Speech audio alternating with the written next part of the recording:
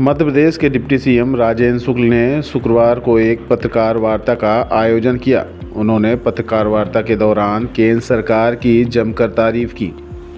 उन्होंने केंद्र की मोदी सरकार की सराहना करते हुए कहा कि इस बजट में मध्य प्रदेश के लिए विशेष प्रावधान किया गया है। केंद्र ने मध्य प्रदेश को 89,000 करोड़ रुपए देने का प्रावधान किया है, जो पिछले वर्ष की तुलना में 11,205 करोड़ अधिक है।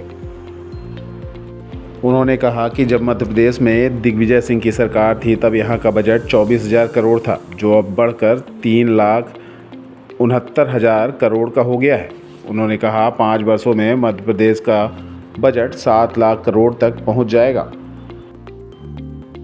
केंद्रीय बजट में मध्य प्रदेश के लिए जो ऐतिहासिक रूप से प्रावधान मोदी जी की सरकार ने किया है, उसकी चर्चा करने के लिए यहाँ पर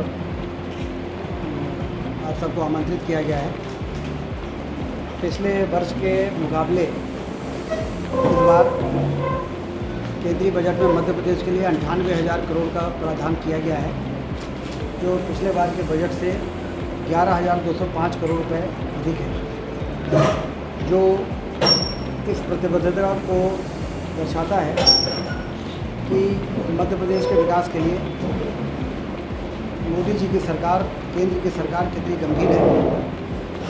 चाहे केन बेतवा नदी के जोड़ने के लिए 60,000 करोड़ से ज़्यादा की योजना हो, चाहे पार्वती काली सिंह नदी को जोड़ने के लिए हज़ारों करोड़ की योजना को ज़मीन पर उतारने का सवाल हो, चाहे रेलवे लाइनों के विस्तार की बात हो, चाहे लगभग 29,710 करोड़ रुपए के लिए 5 रिंग रोड एक्सप्रेस हाईवे, चाहे विंध्य एक्सप्रेसवे, मालवा एक्सप्रेसवे, अटल एक्सप्रेसवे, तमाम तरह के जो विकास के काम जो किसी भी प्रदेश की आर्थिक तरक्की के लिए मील का पत्थर होते हैं, उसके लिए पर्याप्त प्रावधान मध्य प्रदेश के सुनहरे भविष्य की ओर ले जाने के लिए ज़रूरी था। उन सभी का प्रावधान केंद्र बजट में किया गया है। हम सब लंबे समय से सुनते चले आ रहे हैं कि देश की इकोनॉमी को मोदी जी 5 ट्रिलियन इकोनॉमी बनाने का लक्ष्य लेके काम कर रहे हैं। 5 ट्रिलियन इकोनॉमी मतलब लगभग 425 लाख करोड़ रुपया। इस बार का जो बजट है वो 265 लाख करोड़ रुपए का है। इसका मतलब ये है कि हम उस दिशा की ओर आगे बढ़ रहे हैं जिस आर्थिक महाशक्ति को बनाने की बात मोदी जी कर रहे हैं।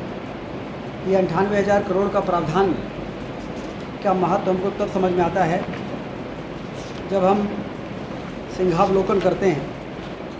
2009-10 के कांग्रेस और यूपीए सरकार ने मध्य प्रदेश के लिए बजट का प्रावधान 11,077 करोड़ रुपए रखा था, 11,077 करोड़। और 2014-15 में जब भारतीय जनता पार्टी की सरकार बनी तो उसको दोगुना करके 24,000 करोड़ का प्रावधान मध्य प्रदेश के लिए केंद्रीय बजट में मोदी जी ने किया था सबसे पहली बार। और आज 24,000 करोड़ से बढ़ के 98,000 करोड़ का प्रावधान, ये लगातार बढ़ते हुए देश और बढ़ते हुए मध्य प्रदेश की ओर स्पष्ट रूप से इशारा कर रहा है। इसी प्रकार से मध्य प्रदेश के बजट पर यदि आप नज़र डालें तो 3,65,000 करोड़ का बजट इस वर्ष डॉक्टर मोहन यादव जी की सरकार ने प्रस्तुत किया है। और जब 2003 के पहले कांग्रेस की सरकार थी और अंतिम बजट उन्होंने प्रस्तुत किया था दिग्विजय सिंह जी के समय में, तो मात्र 24,000 करोड़ का बजट था। तो 24,000 करोड़ से बढ़ के 3,65,000 करोड़ और 11,000 करोड़ मध्य प्रदेश के लिए केंद्रीय बजट में प्रावधान से बढ़ के 98,000 करोड़ रुपया, ये भारतीय जनता पार्टी की सरकारों के आर्थिक अनुशासन का प्रतीक है। यदि सरकार अपने आमदनी पर ध्यान दे और अपने खर्चों पर नियंत्रण करे और आर्थिक गतिविधियों को बढ़ाने वाली योजनाओं को ज़मीन पर उतारने का काम करे तो आर्थिक गतिविधियाँ बढ़ती है, उससे रेवेन्यू बढ़ता है, उससे सरकार के खजाने में पैसा आता है, उससे विकास के काम तेज़ गति से करने के लिए उनके पास पर्याप्त धनराशि होती है। इन सब चीज़ों को ध्यान में रखते हुए सुशासन की स्थापना भारतीय जनता पार्टी के सरकारों के दौरान हुई है और इसीलिए हम दावा करते हैं कि आने वाले दिनों में 5 वर्षों के बाद मध्य प्रदेश में हमारा बजट का साइज़ होगा 7 लाख करोड़ रुपया, 3,65,000 से बढ़ के, और आने वाले 5 वर्षों में हमारे देश की इकोनॉमी $5 ट्रिलियन होगी, जो दुनिया की तीसरी सबसे बड़ी इकोनॉमी होगी। और 2047 में जब आज़ादी के 100 वर्ष पूरे होंगे तो ये इकोनॉमी अमेरिका और चाइना को पीछे करके अब दुनिया की सबसे बड़ी आर्थिक महाशक्ति भारत बन सकेगा।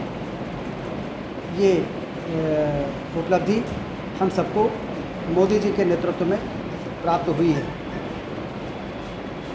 इसके साथ हमने जो आपको दिया है उसमें तमाम तरह की रोजगार सृजन, कौशल प्रशिक्षण, जो इसके लिए पीएम सूर्य घर योजना बनाई गई है। 3 किलोवाट तक का सोलर प्लांट जो 1.5 लाख रुपए में आता है, यदि कोई भी मध्यम वर्ग का व्यक्ति 300 किलोवाट जिसका खपत है, यदि वो 3 किलोवाट का प्लांट लगाएगा तो 1.5 लाख रुपए में उसको आधा पैसा ही देना पड़ेगा। आधा केंद्र सरकार और राज्य सरकार जमा करेगी, 75,000 रुपया, और 75,000 रुपये उसको सब्सिडी मिल जाएगी। उससे 300 यूनिट की बिजली उसकी पैदा होगी और आमतौर पे मध्यम वर्ग में 300 किलोवाट ही बिजली की खपत होती है और वो नेट मेट्रिक से कनेक्टेड रहेगा।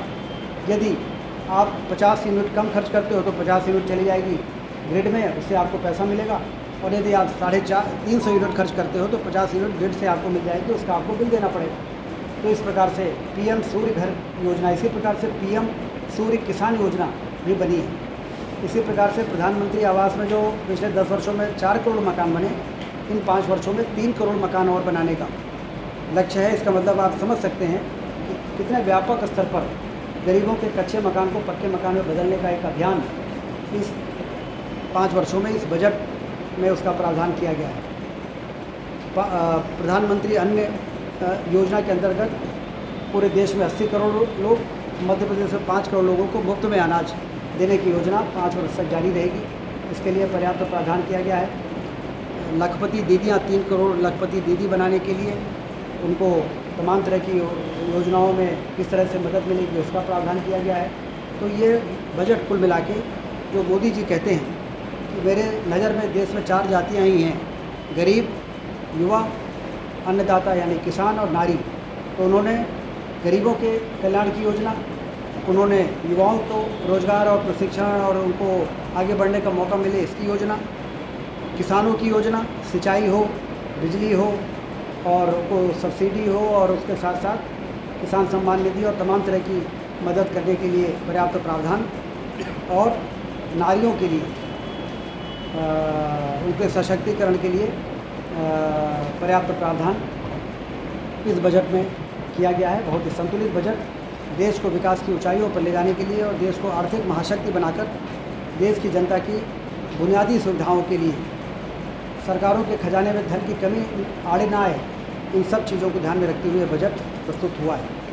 तो ये केंद्रीय बजट में मध्य प्रदेश के लिए प्रावधान के संबंध में मैंने आपसे चर्चा की है। इसके अलावा तिरंगा 15 अगस्त को हम स्वतंत्रता दिवस मनाने जा रहे हैं। इसके लिए 11 अगस्त से लेकर 14 अगस्त तक रैलियां निकलेगी। तिरंगा यात्रा के माध्यम से लोगों को जागरूक करेंगे कि अपने घरों में झंडे लगाएं, तिरंगा लहराएं, जो हमारे आन बान और शान का प्रतीक है, और बढ़ते हुए भारत के प्रति हम अपने को सहभागी बनाएं।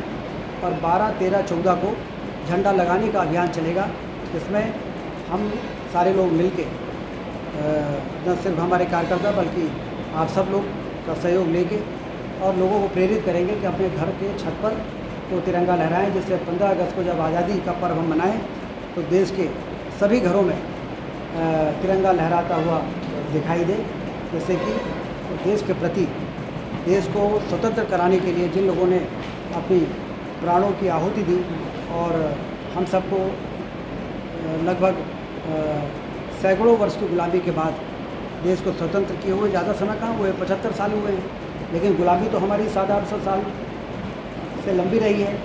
उस पुराने दिनों को हमें ज़रूर याद रखना है कि बहुत लंबे संघर्ष के बाद, बहुत दिनों के बाद 700 मुग़ल और यदि अंग्रेज़ों का शासन जोड़ लें तो बहुत लंबा समय है और आज़ादी का तो बहुत कम समय है, लेकिन हम लोग को कभी कभी लगता है कि हम बहुत दिनों कभी गुलामी नहीं रहे, और इसलिए हम ऐसी हरकतें भी कर देते हैं आपस में एक दूसरे के टाँग खिंचाने कि देश को कमज़ोर करने की भी स्थिति यदि बने तो हम कहीं न कहीं देश के अंदर हमें फिर से वही भावना लोगों के मन में पैदा हो सके। इसके लिए आज़ादी के जश्न को घर घर में तिरंगा लहरा के आम आदमी मनाए। इसके लिए भारतीय जनता पार्टी राष्ट्रीय स्तर से लेकर प्रदेश और जिले स्तर से लेकर मंडल स्तर तक इसमें सक्रिय भूमिका निभाने वाली है।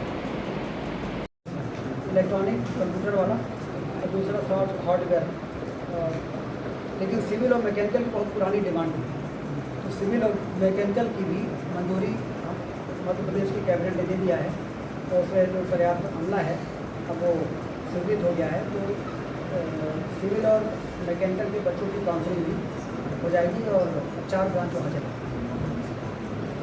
बीपीसी को फ्री मेडिकल सरकार को देना है, उसका भी निर्णय होना है।